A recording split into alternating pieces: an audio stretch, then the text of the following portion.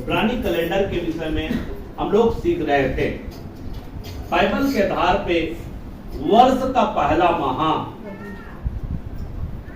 लेकिन यहां पर जो मूसा को जो व्यवस्था दिया वहां से, उससे पहले माह कैसे चलता था, हम उसके विषय में हमारे पास में किसी प्रकार का रेफरेंस नहीं है। उत्पत्ति के पुस्तक में आपको जब आप पढ़ेंगे तो वहां पर भी वर्णन किया गया है मेरा प्रियो। जब आप 6 अध्याय 7 अध्याय में जब आप पढ़ेंगे मेरा प्रियो, तो वहां पर भी महीनों का जिक्र किया गया है। लेकिन उसमें जो है उस समय महीनों का क्या नाम था हम नहीं जानते, लेकिन मूसा के समय में परमेश्वर ने जो बात किया और अबीब का जो महीना दिया गया वही वर्ष का प्रारंभ का महीना ठहरे। उसी समय बोला वर्ष का प्रारंभ, वर्ष का पहला महीना अबीब का माह ठहरे। वहां से मूसा जो है, परमेश्वर जो है मूसा को बोला है। लेकिन उससे पहले महीना कैसे चलता था या कौन सा महीना पहला था, उसके विषय में हमारे पास में किसी प्रकार का रेफरेंस नहीं है। साथ साथ में 2 ऐसा माह है बाइबल में, उसका कोई रेफरेंस अभी तक मेरे को नहीं मिला है। और अगर आपको मिल जाता है, बाइबल जब पढ़ेंगे हो सकता है हमारा नजर उसमें नहीं गया हो, लेकिन जब हमारा नजर अगर बाइबल पढ़ते वक्त अगर हमारा नजर जाएगा तो हम पक्का उस रेफरेंस को आपको देंगे। लेकिन वर्तमान में भी वहां उस माह का रेफरेंस हमको अभी तक मिला नहीं है। और आज मैं चौथा माह, वर्ष का चौथा माह में जाऊंगा। वर्ष का चौथा माह है, चौथा महीना है तम्बूज। वर्ष का चौथा महीना कौन सा है? तम्बूज।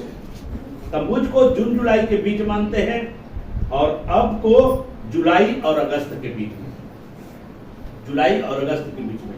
जैसे कि हम ऊपर से मार्च अप्रैल के रूप में लिखते जा रहे हैं, नहीं वैसे जो है आप जो जैसे जैसे महीना लिखते हैं ना, तो अबीब का महीना लिखे तो मार्च अप्रैल, तो उसी को सीरियल बाय सीरियल आपको लिखते चले आना है। तो यहाँ पर तम्बूज के लिए आपको लिखना है जून और जुलाई के बीच में ये पड़ता है।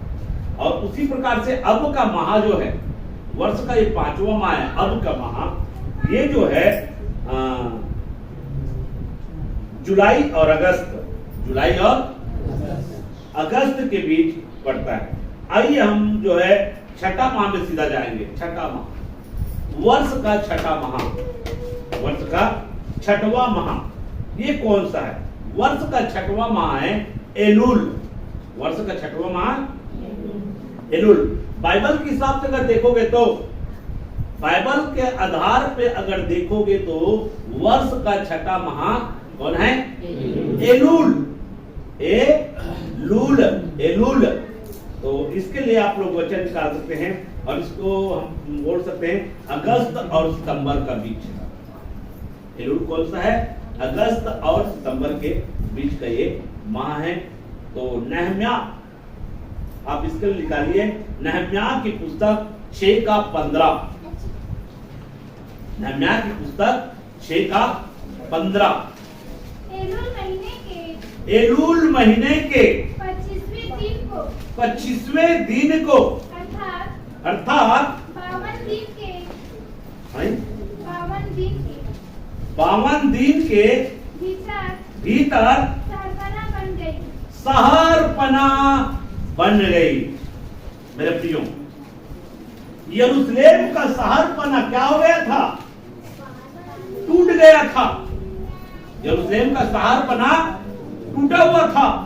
और इस सहरपना को बनाने वाला कौन है? नहम्या। इस सहरपना को बनाने के लिए नहम्या ने क्या किया है? बहुत मेहनत किया है, बहुत कष्टों का सामना किया है, बहुत से चुनौतियों का सामना किया है।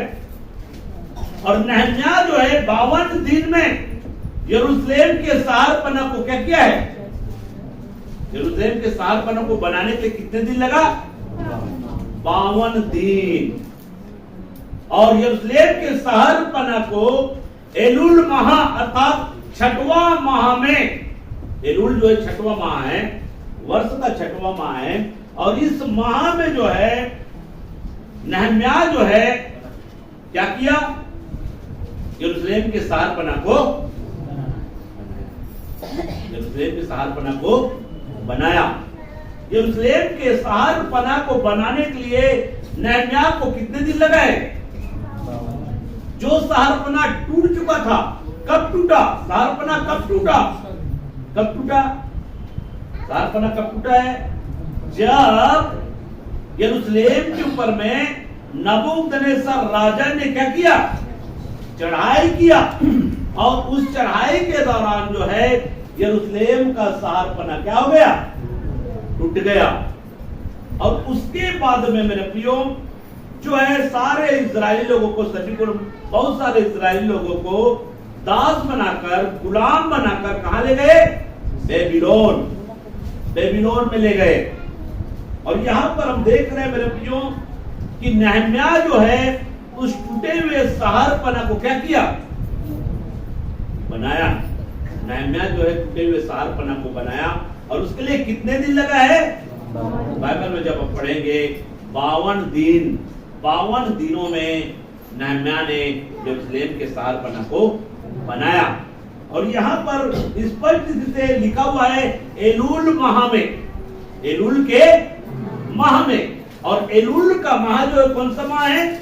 वर्ष का छठा माह है मेरे प्रियो। और जब नए नियम में जब जाएंगे लूका की पुस्तक में प्रियो, तो वहां पर भी छठा माह का वर्णन किया गया है। नए नियम में, नए नियम में भी छठा माह का वर्णन किया गया है। और इसके लिए आप लोग निकाल सकते हैं लूका की पुस्तक एक अध्याय निकाले, 26 और 27, 26 और 27 पर पढ़िए। छठवें महीने में परमेश्वर की ओर से जिब्राइल स्वर्गदूत, क्या? जिब्राइल स्वर्गदूत गलील के नासरत नगर में एक कुंवारी के पास भेजा गया, जिसकी मंगनी यूसुफ नामक दाऊद के घराने के एक पुरुष से हुई थी। उस कुमारी का नाम मरियम था। देखो यहाँ पर जिब्राइल स्वर्गदूत मरियम के पास में कब भेजा गया? एलूल माह में, छठवां माह में। छठा माह में परमेश्वर की ओर से जिब्राइल स्वर्गदूत को मरियम के पास में क्या किया गया है? भेजा गया है मेरे प्रियो। तो जिस समय यीशु मसीह का जन्म जो हुआ है, उस समय भी इब्रानी कैलेंडर जो है अस्तित्व में था, इब्रानी कैलेंडर चल रहा था मेरे प्रियो। वर्ष का छठा माह, और छठा माह में ही जिब्राइल स्वर्गदूत मरियम के पास में भेजा गया है। इसका कहने का मतलब है कि मरियम जो है छठा माह में ही उनका गर्भधारण हुआ है। जैसी परमेश्वर के संदेश को सुना, जैसी जिब्राइल के द्वारा संदेश पहुंचा, और उसी समय जो है मरियम जो है गर्भवती बना, गर्भवती ठहर गया उसका मेरे प्रिय, परमेश्वर की वचन की सामर्थ के द्वारा कुमारी क्या हुआ? गर्भवती हुआ मेरे प्रिय। तो ये कौन से माह में? वर्ष का छठा माह में मेरे प्रिय। और वर्ष का छठा माह कौन सा है? एलूल का महीना, एलूल का महीना याद रहेगा। वर्ष का छठा माह कौन सा? एलूल का महीना। और चौथा माह, वर्ष का चौथा माह तम्मूज, और पांचवा महीना अब, और छठवां महीना जो है यह है एलूल। वर्ष का छठा महीना एलूल। जैसे जनवरी, फरवरी, मार्च, अप्रैल, मई, जून, जुलाई, अगस्त, सितंबर, अक्टूबर, नवंबर, दिसंबर, इस प्रकार से आप याद रखते हो। वैसे ही बाइबल में जो कैलेंडर दिया गया है, बाइबल में जो महीना दिया है, उसको भी आपको सीरियल बाय सीरियल क्या करना है? आपको स्मरण में रखना है, याद में रखना है मेरा प्रिय, याद इसको कर लेना है। तो वर्ष का छठा महीना एलूल है, और ये जो है अगस्त और सितंबर के बीच पड़ता है, अगस्त और सितंबर के बीच। इसलिए मेरा प्रिय अब देखिए, अगस्त और सितंबर एलुल माह, अगस्त और सितंबर। अगर मान लीजिए आकलन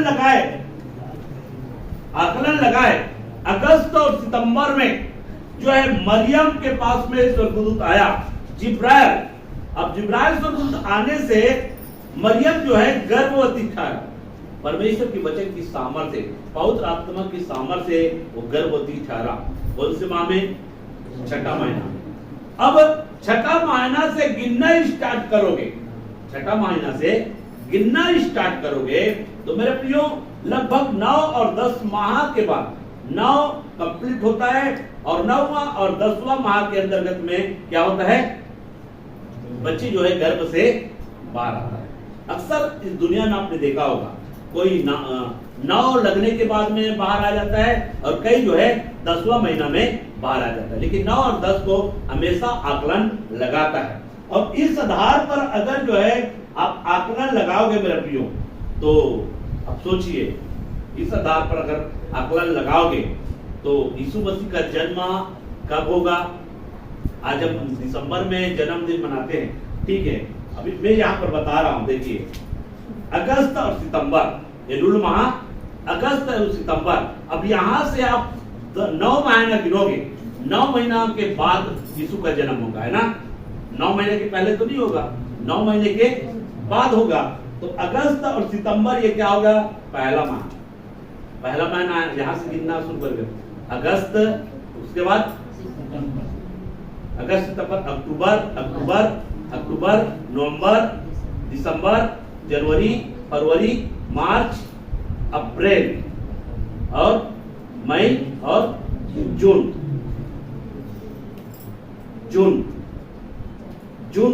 जून के लगभग आ रहा है, जून के लगभग, मई जून के लगभग आएगा मेरे। सोचिए कितना अंतर हो जाता है। तो यहाँ पर देखिए एलुल माह वर्ष का छठा माह है और जिस समय जिब्राइल स्वर्गदूत जो है क्या हुआ है, इसको बाद में गणित कर लेना, अभी मैं अंदाजा गणित कर रहा हूँ। आप लोग इसको गणित अगर करेंगे ना, गणित के द्वारा भी निकल जाएगा। यीशु मसीह का जन्म इस माह में हुआ है, तो यीशु मसीह जो है, मरियम जो इस माह में गर्भ ठहरा है, तो अनुमानित जो है इतने माह के अंतर्गत में, आगे पीछे हो सकता है वो माह जो है, लेकिन इस माह के अंतर्गत में परफेक्ट कोई नहीं बता सकता, लेकिन आगे पीछे होगा मेरे लिए। और उस माह के अंतर्गत में यीशु मसीह का जन्म हुआ है, आगे पीछे हो सकता है, इसलिए मैंने इसमें आकलन डाल दिया है अगस्त सितंबर, ऐसा माह को हम लिए हैं। वैसे 2 माह का अंतराल, मतलब अगस्त और सितंबर, ऐसी उस समय जाएगा जो भी माह जन्म का होगा वो माह जो है। आइए 7वां वर्ष का 7वां माह, वर्ष का 7वां माह एतानिम, लिखिए वर्ष का 7वां माह, वर्ष का 7वां माह एतानिम, एतानिम ये वर्ष का 7वां माह है मेरे लिए, जो सितंबर और अक्टूबर के बीच में पड़ता है, सितंबर और अक्टूबर के बीच में पड़ता है। ये 7वां माह है एतानिम, एतानिम। इसके लिए आप लोग निकालिए पहला राजा की पुस्तक, पहला राजा की पुस्तक 8 अध्याय और दूसरा पॉइंट। पहला राजा की पुस्तक निकाल लीजिए, 8 अध्याय और दूसरा पद। अतः सब इस्राएली पुरुष, अतः सब इस्राएली पुरुष एतानिम नामक 7वें महीने के पर्व के समय राजा सुलेमान के पास इकट्ठे हुए, पर्व के समय राजा सुलेमान के पास इकट्ठे हुए। यहाँ पे स्पष्ट लिखा हुआ है, यहाँ पर वर्ष का जो 7वां माह है एतानिम है, एतानिम। और इस माह में क्या होता है? पर्व होता है। इस माह में क्या होता है? पर्व होता है। इस माह के अंदर एतानिम, एतानिम माह के अंतर्गत में जो वर्ष का 7वां माह है, वर्ष का कितना माह है? वर्ष का 7वां माह कौन सा है? एतानिम। सभी लोग बोलो एतानिम। एतानिम, एतानिम नहीं है ना? एतानिम। वर्ष का 7वां महीना कौन सा है? एतानिम। और इस माह में क्या होता है? पर्व होता है। वर्ष के 7वां महीना में क्या होता है? पर्व। कौन कौन से पर्व होता है वर्ष के 7वां महीना में? तुरही का पर्व, प्रायश्चित का पर्व, तंबुओं का पर्व, झोपड़ी का पर्व, ये सब पर्व जो है इसी माह में मनाया जाता है। एतानिम के माह में जो है तुरही का पर्व भी मनाया जाता है ना? झोपड़ियों का पर्व भी, तंबुओं का पर्व भी इसी माह में मनाया जाता है पुराने नियम के आधार पर अगर देखा जाए तो मेरे प्रियो। तो वर्ष का ये 7वां महीना जो है एतानिम है। मैं बहुत जल्दी जल्दी देखने का इसे प्रयास कर रहा हूँ ताकि ये ज्यादा लंबा इसको हम नहीं कीजिए। वर्ष का 7वां महीना एतानिम है। तो याद रहेगा सभी को? सभी को याद रहेगा? वर्ष का 7वां महीना एतानिम।